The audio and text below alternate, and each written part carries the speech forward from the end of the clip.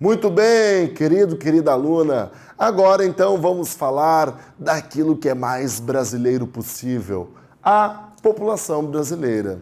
Com certeza, essa população muito diversificada, que traz uma série de questões culturais, musicais, teatrais, enfim. Bom, vamos perceber então quais são as principais características do povo brasileiro. Olha lá então. Primeira questão, pessoal, quando nós falamos do povo brasileiro, nós temos que lembrar, e isso algumas pessoas não reconhecem, que o Brasil é um país muito rico dentro desse contexto, pela sua diversidade. Poucos países do mundo possuem um grau tão grande de miscigenação. Professor, o que é miscigenação? É a mistura, podemos pensar assim, dessas etnias diferentes. Tá, professor. E quais são essas etnias que formam, então, essencialmente o povo brasileiro? Nós temos o indígena, que foi, na verdade, o primeiro habitante a estar aqui. Posteriormente, o europeu, o branco, que chegou dentro daquele processo de colonização. E depois, o africano, certo? Que vai chegar dentro daquela lógica de escravidão que nós tivemos no nosso país. Portanto, não são somente esses três grupos étnicos, mas principalmente esses três grupos étnicos. E olha que interessante, existem alguns nomes que nós podemos associar a essa mistura de duas etnias. Olha só, o índio com o branco é o chamado caboclo. Em Minas Gerais, por exemplo, é muito comum essa expressão. Olha lá o caboclo, como se fosse falar de alguém qualquer, certo? Vamos lembrar, pessoal, que nós podemos também associar branco com negro com mulato, certo? O que nós sempre falamos do nosso carnaval das mulatas brasileiras. E olha só, o negro com índio, então, é o chamado de cafuzo, certo? Vale lembrar que existem algumas outras expressões, mas essas são as três principais: caboclo, mulato e cafuzo, certo? Muito bem. Olha só, vamos pegar agora aqui dados gerais do Brasil. Qual é a população do Brasil? 190 milhões de habitantes, segundo o censo de 2010 do IBGE. Ou seja, esse censo já tem 4 anos de defasagem. Hoje, acredita-se que a população brasileira esteja chegando próximo dos 200 milhões de habitantes. E olha que interessante, há 42 anos atrás, 43, quantos habitantes tinha o Brasil? Bom, já que estamos em ano de Copa, lembra qual era a musiquinha do Brasil dos anos 70, na Copa de 70? Somos 90 milhões em ação. Pra frente, Brasil, salve a seleção. 90 milhões em ação. Há 44 anos atrás, éramos 92 milhões de habitantes. 42 anos depois, 190 milhões em ação. Né? Para frente, Brasil, vamos ver se ganha alguma coisa esse ano. Olha lá então. E quais são as duas regiões que se destacam em termos de concentração populacional? A região sudeste, que pega 80 milhões de habitantes, né, pessoal? Muita coisa, mais de 1/3 do Brasil. E temos também a região nordeste, com 53 milhões aproximadamente. Olha uma questão interessante. Além de Copa do Mundo, esse ano tem eleição. O que tu vai associar? Quase sempre o presidente do Brasil, ele vem de uma dessas duas regiões. Por quê? Porque tem o maior colégio eleitoral, obviamente, certo? Então, olha só, outros dados interessantes. Ah, professor, a população brasileira ela cresce bastante. Não, pessoal. Se nós compararmos as últimas décadas, o Brasil continua crescendo, porém num ritmo cada vez mais devagar. Lembra que nem uma corrida. Lá no início, correndo rápido, e ao final, já quase se arrastando. O que tu vai associar? Esse valor representa 1,17% ao ano aproximadamente. E uma questão interessante, taxa de fecundidade, número de filhos por mulher. Sabe quantos filhos por mulher tem no Brasil? 86. Ah, vá, professor. Ah, tá. Então tá. Tu tá louco, professor. Como? Se tem um monte de mulheres aí que tem 10, 12 filhos, com 10, 12 pais diferentes, desde o goleiro ao atacante. Bom, pessoal, vamos lembrar o seguinte. É uma média esse valor.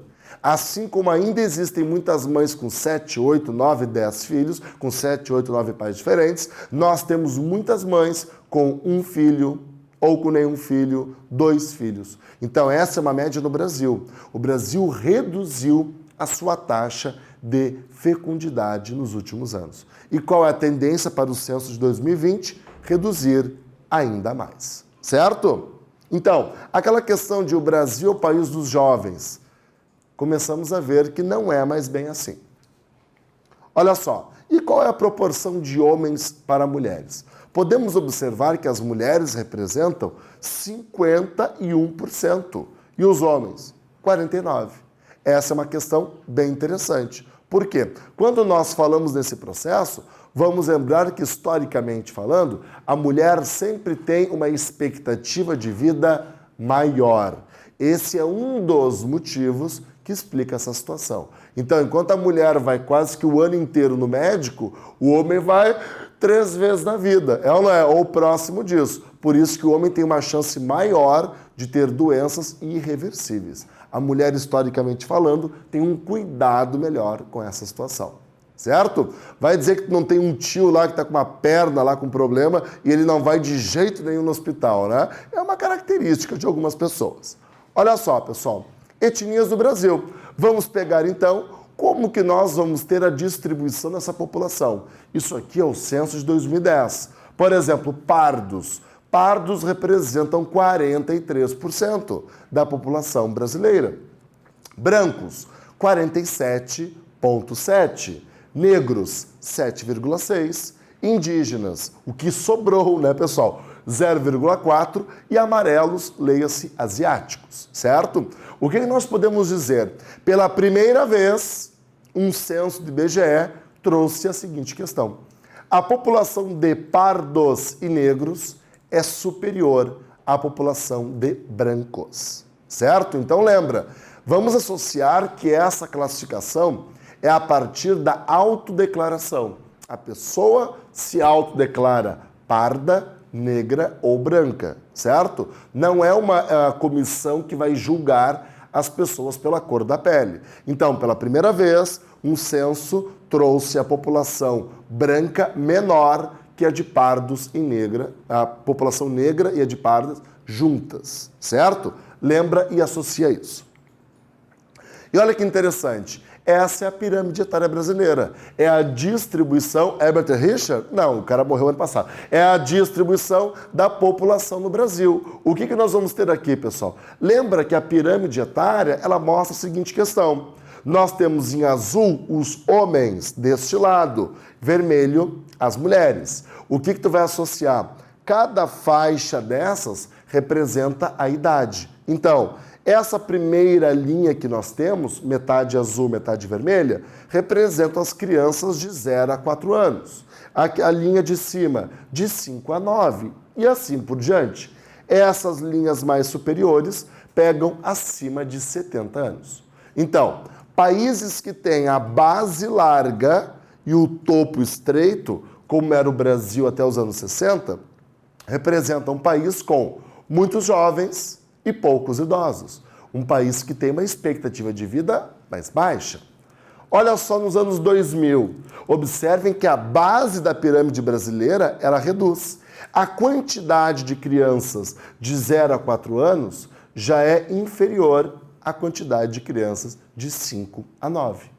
E observem que o aumento significativo da população idosa. E o censo de 2010, olha só, pessoal, essa base, o número de jovens está diminuindo no Brasil.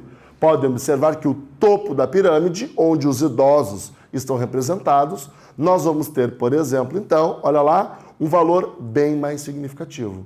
Atenção, lembra que idoso é a partir de 60 anos.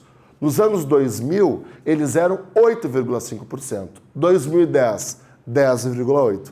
para o censo de 2020, essa população só vai aumentar. Então essa é uma questão interessante. O Brasil vive o período denominado bônus demográfico, que é quando consegue controlar o crescimento da sua população. Assim, tendo a chance ideal para aplicar políticas públicas, educação, saúde, saneamento básico, transporte e mobilidade. A questão é, as próximas 2, 3 décadas do Brasil serão de prosperidade econômica. Depois disso, veremos como será o nosso país já mais envelhecido. Então, o Brasil está num processo gradual de envelhecimento da sua população. E olha só, então, aqui é um gráfico que mostra este crescimento do Brasil. Observem, pessoal, até a década de 2040, a população brasileira vai crescer.